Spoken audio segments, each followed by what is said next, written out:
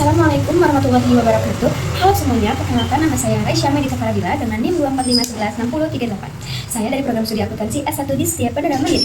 Di sini saya akan menjelaskan sedikit tentang auditing 1, di mana tugas video ini sebagai bentuk syarat penilaian mata kuliah auditing 1. Kita masuk ke pembahasan pertama. Definisi audit yaitu proses pengumpulan dan evaluasi bukti mengenai suatu informasi apakah informasi tersebut telah sesuai dengan kriteria yang telah ditetapkan. Tujuan audit itu untuk memberikan opini wajar pada pelaporan keuangan oleh seorang manajer. Kantor akuntan publik terbagi menjadi dua. Yang pertama ada jasa atestasi dan jasa non-atestasi.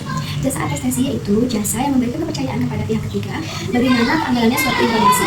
Jasa non-atestasi yaitu jasa yang tidak memberikan opini dan kepercayaan mutlak dan membantu internal klien. Di mana jasa non-atestasi ini terbagi menjadi tiga macam. Yang pertama ada jasa akuntansi dan pembukuan, yang kedua yaitu jasa perpajakan, yang ketiga yaitu jasa konsultasi dan manajemen. Jasa akuntansi dan pembukuan, kantor akuntan publik memberikan jasa akuntansi dan pembukuan yaitu untuk memenuhi kebutuhan klien, di mana membuat laporan keuangan macam laporan komplikasi yang dimana tidak memberikan kepastian apapun kepada pihak ketiga. Jasa akuntansi perpajakan, kantor akuntan publik menyiapkan SPT korporasi dan pajak perorangan klien maupun non audit. Mana jasa perpajakan ini mencangkup pajak bumi bangunan, pajak hadiah dan aspek-aspek lain dari perpajakan.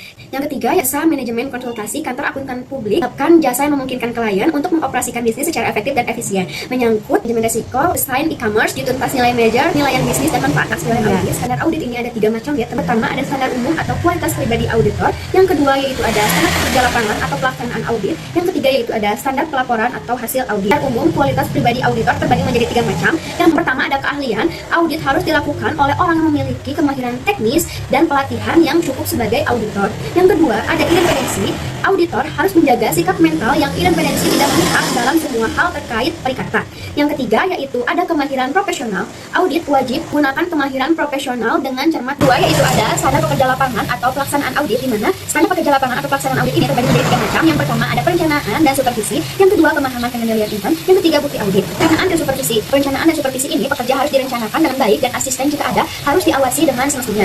Yang kedua yaitu pemahaman pengendalian intern, auditor harus memahami pengendalian internal entitas untuk merencanakan audit dan bukan sifat serta lingkup pengujian. Terakhir yaitu ada bukti audit. Auditor harus memperoleh bukti audit yang cukup kompeten melalui inspeksi, observasi, konfirmasi sebagai dasar untuk memberikan pendapat. Tiga yaitu ada standar pelaporan atau hasil audit bagi menjadi empat macam ya. Pertama ada kesesuaian dengan PABU, kedua yaitu ada konsistensi, tiga yaitu pengungkapan informatif, keempat yaitu pernyataan pendapatan. Laporan harus menyatakan apakah laporan disusun sesuai dengan prinsip yaitu prinsip akuntansi berlaku umum di Indonesia. Kedua yaitu ada konsistensi, laporan harus menunjukkan jika ada ketidakkonsistenan penerapan prinsip akuntansi dibandingkan periode sebelumnya. Tiga yaitu pengungkapan informatif, kapan dalam laporan keuangan harus dipandang memadai kecuali dinyatakan lain dalam laporan auditor. Terakhir yaitu pernyataan pendapat. Laporan harus memuat pernyataan pendapat secara keseluruhan atau pernyataan bahwa pendapatan tidak dapat diberikan juga ada namanya bukti audit.